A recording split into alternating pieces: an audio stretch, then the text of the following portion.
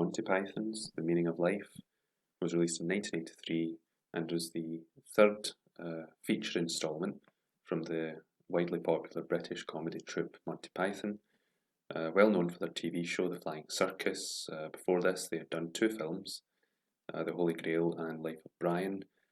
And there was two reasons I wanted to review this film. It's quite an odd film to want to discuss, actually. The first reason is that I wanted to discuss a comedy film, and I wanted to explore some of the issues about why comedy films are possibly the most difficult genre to review.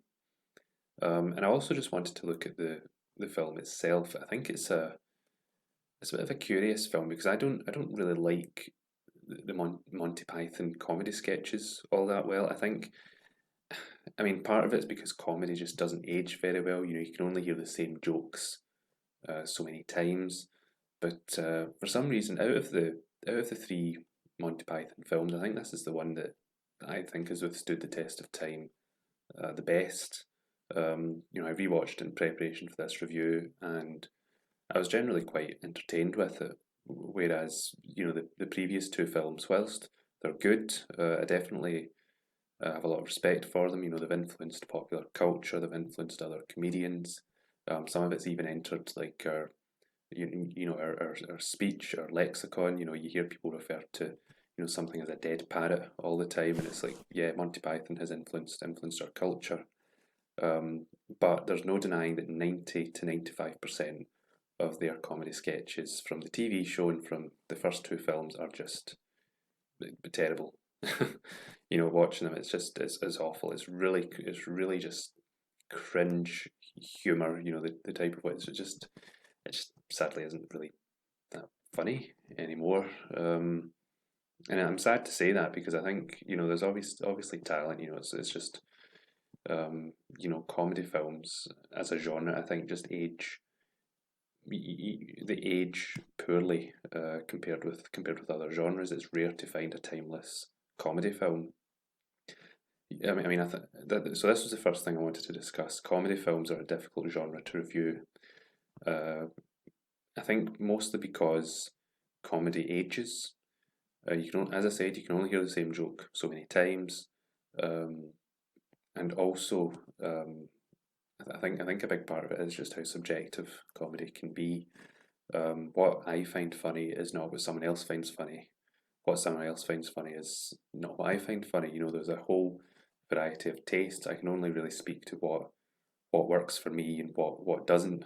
And I think, I mean, from my perspective, I like humor quite. I like my sort of dark, sardonic, witty kind of humor. I think normally something like this wouldn't really do anything for me. But I think what distinguishes The Meaning of Life from the other Monty Python films is just how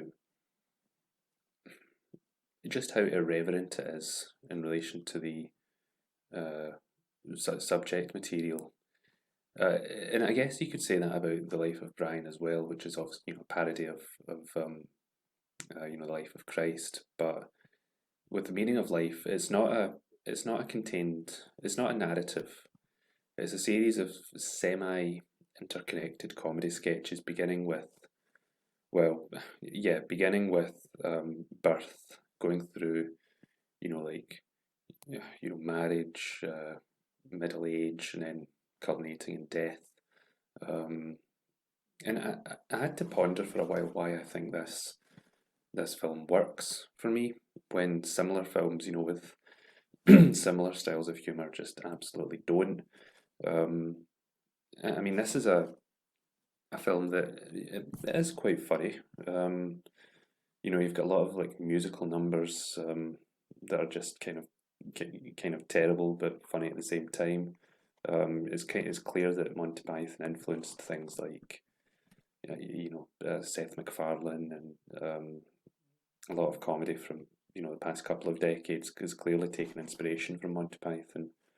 Um, and I had when I was looking at this film, I couldn't tell. Well, when I first thought about it, I thought this is a thoughtful comedy film. You know, it makes you think about things. And rewatching it, actually, I don't know if it does.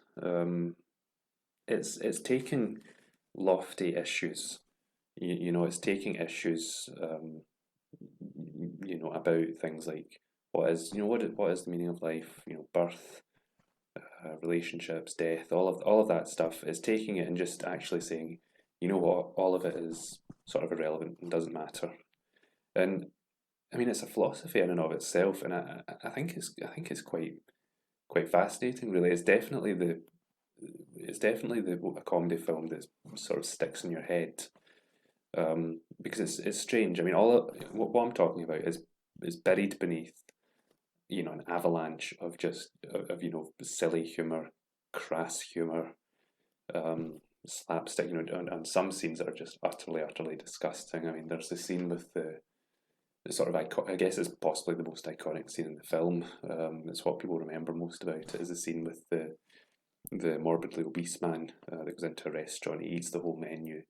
You know, he's sick everywhere, and he has the wafer thin mint that makes him explode. I mean, I just fast forward that scene. To be honest, when I watch the film, it doesn't do anything for me. Um, and that sort of disgusting humor, I think.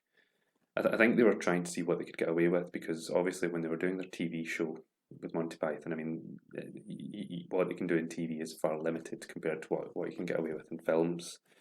But what was interesting, the scene that immediately follows that gross out bit, is actually, I think, one of the more telling scenes of the film. Is, you know, you've got the French waiter who, you know, leads the camera through, you know, the streets of Paris or whatever, and eventually it leads to his little farmhouse, and he sort of says what he thinks the meaning of life is. He's like, oh, it's just about getting on or something, and it's he sort of realizes as he's saying it how sort of facile it all is, and he's like, well, you know, nobody asked you, and he sort of turns it on the audience, and I think that summarizes the attitude of the film. It's really just sort of mocking and poking fun, uh,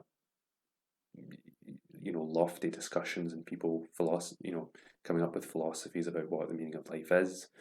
And I think you know, you've got that scene with the famous song, the Galaxy song, where they're just sort of describing how tiny the Earth is in comparison to the galaxy and the universe, and it's all just irreverent. It's all just the film's philosophy is just, yeah, nothing means anything, which I think is quite curious. I mean, I guess the temptation with a comedy film is to be lofty. If they'd done it as a narrative, it would have been if they'd done it as a narrative story as opposed to just sketches. It would have been interesting to see how it would have worked out. I imagine in different filmmakers, the result would have been quite different. I guess you would have came down on, oh, the meaning of life, oh, it's to be happy, or it's to be loved, or something. And you know what? I'm not taking a position on this just now. I just think it's really interesting that this film comes out and says actually it means nothing. And that's I guess that's what I find quite intriguing about it. And I think it's I said the film's not thoughtful, and I'm going to stick with that. It's not a thoughtful film in the way that some other films are. But if you do sit and think, it is a film that makes you think. It is a film that sticks in your head. And I can't think of many gross out films that can actually do that. It's head and shoulders for me above the other Monty Python films. I mean, I think I've seen them a couple of times each, and I don't want to watch them again. You know, they're iconic, and I appreciate that. And I like being able to understand people's references, but that's really it for me. Um, and yeah, I think that's why this film stands out. I mean, I would encourage people to watch it. But again, I return to what I said earlier in the review. The comedy is subjective. I'm guessing there's people who might find things in this that I didn't find funny hilarious. Um, and there's people that will watch this and just think it's complete garbage, and that's fine. And I think with comedy films, there needs to be a degree of slack cut, because they are difficult to review.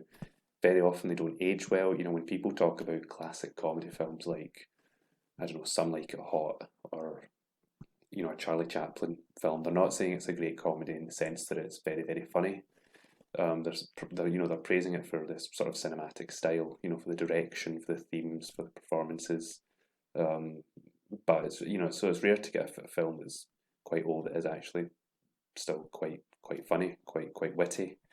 And I think one of the best, I mean, the Monty Python sketch. I think one of the best things that came from that is the talents that it created, the careers that it launched. Terry Gilliam was a very fascinating director. He's done some films that I really enjoy, science fiction films, and John Cleese has had a great career, and I think that's what it works. It works best with it. Um, so Monty Python and the Meaning of Life. I wasn't really sure how to rate this film because I don't know how to compare it with other films I've seen. I'm going to give it because it's quite a thought because it's a film that makes you think. Um, I'm going to give it 72 out of 100. Um, and that places it in a quite a high category. I don't, with comedy films, it's always hard to place them, but I think 72 is quite appropriate for this one. I recommend it. I mean, it's a film that's not for everyone, certainly not. But I respect it for what it tries to say or lack thereof.